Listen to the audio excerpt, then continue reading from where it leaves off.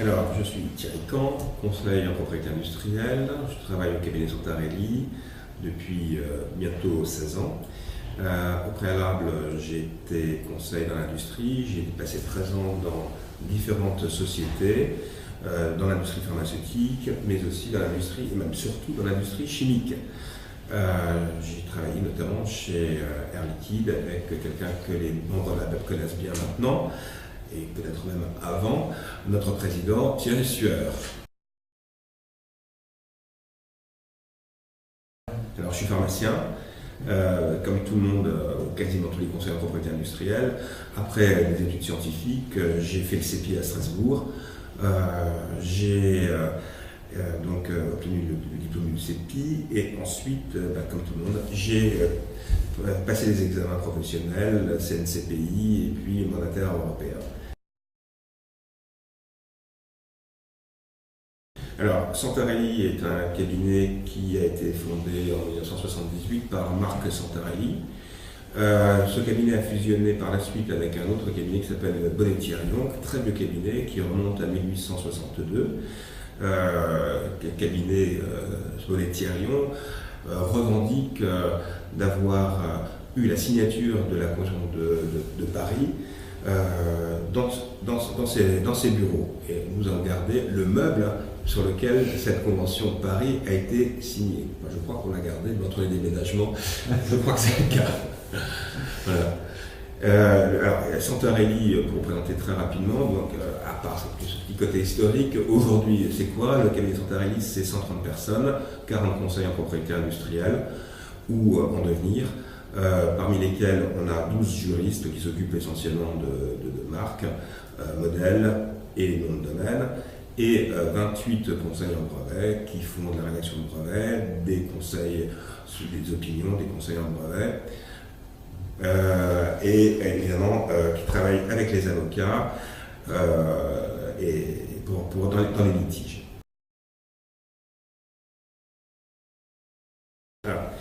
Alors, plus jeune, alors bien plus jeune, alors je vous le dis, mais je voulais être, non pas conseiller en brevet, je voulais être garde du corps.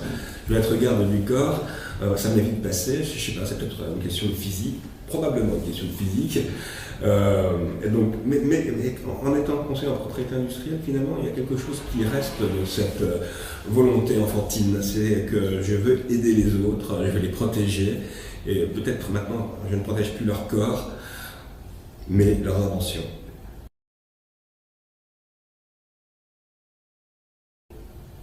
Oui, il y a un praticien qui m'a profondément marqué. C'est Marc Santarelli, j'en ai parlé, c'est le fondateur de notre cabinet avec qui j'ai travaillé pendant 10 ans le jour et je dirais parfois aussi la nuit. On avait des dossiers qui duraient, on travaillait sans arrêt ensemble.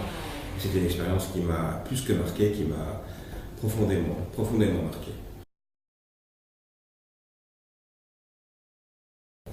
Des histoires drôles, c'est quand même pas tous les jours, mais quand même, je me souviens d'un brevet que notre client avait déposé. C'était un procédé pour oxygéner les cages à lapins.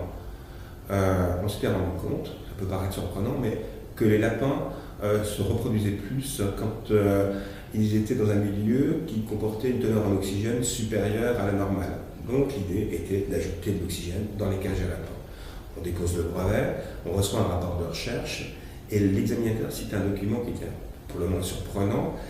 C'est un document brevet, donc il y avait un brevet qui avait été déposé sur un procédé qui permettait qui expliquait pourquoi les dinosaures étaient tous morts dans une période antérieure, étaient tous morts. C'est parce que justement, il y avait un défaut d'oxygène dans l'atmosphère.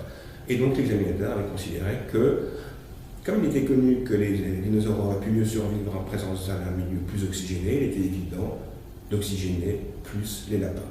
Voilà, c'est une petite anecdote, et voilà. Oui, il y a un dossier auquel je pense en vous voyant, parce qu'on avait travaillé ensemble sur ce dossier. Mais vraiment, je pense que c'était un cas exemplaire parce que c'était un dossier pharmaceutique sur un produit important pour notre cliente. C'était un produit anticancéreux, un brevet très complexe sur le plan de la chimie, un des plus complexes que j'ai eu à traiter, en tout cas dans le cadre d'un litige.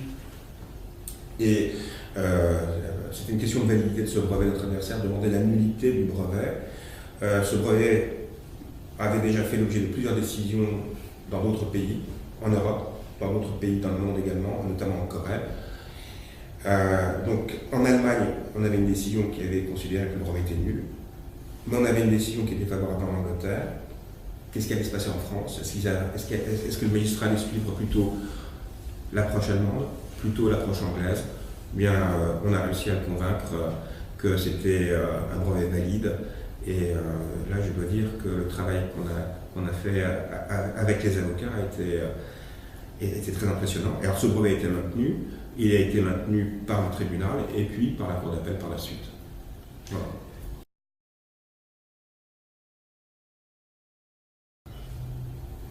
Oui, je pense qu'on en parle tous, ça nous préoccupe tous. En tout cas, ça ne nous préoccupe pas, ça nous occupe.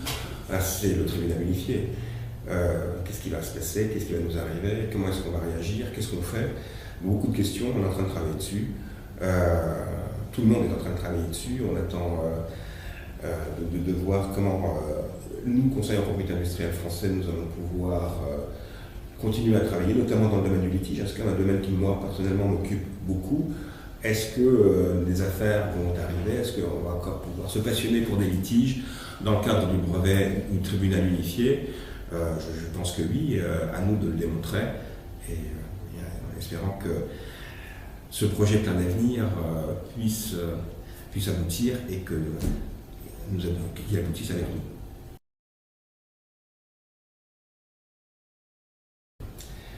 Bon, je vois, j'ai un peu de recul maintenant sur la propriété industrielle. Je me place il y a 30 ans. Il y a quand même une évolution assez considérable de la propriété industrielle.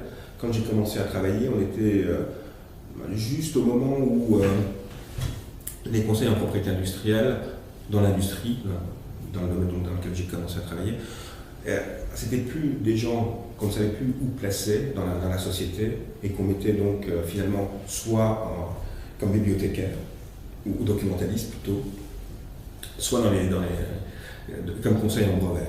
C'était une époque où on commençait à recruter des gens, qu'on commençait à former de manière très professionnelle. Alors, ça a évolué énormément en 30 ans. Il y a un nombre de brevets colossal qui a été déposé. Le nombre de brevets augmente d'année en année. Les professionnels actifs sont beaucoup plus nombreux. Il y a eu en France notamment une évolution considérable de la profession. Je me souviens aussi au début les Français qui passaient l'examen mandataire, il y en avait très peu qui le réussissaient. Aujourd'hui, il y a une forte augmentation du taux de réussite, et c'est grâce aux efforts qui ont été réalisés par la profession. Alors comment ça va évoluer? Je pense que ça va évoluer par un plus grand professionnalisme encore, nécessairement. Dans tous les pays, la qualité augmente. Et je pense qu'il faudra certainement en arriver là, il faudra continuer, bien sûr, à améliorer la qualité de nos services. Et je pense que le brevet unifié, le tribunal unifié, vont permettre également une amélioration de la qualité.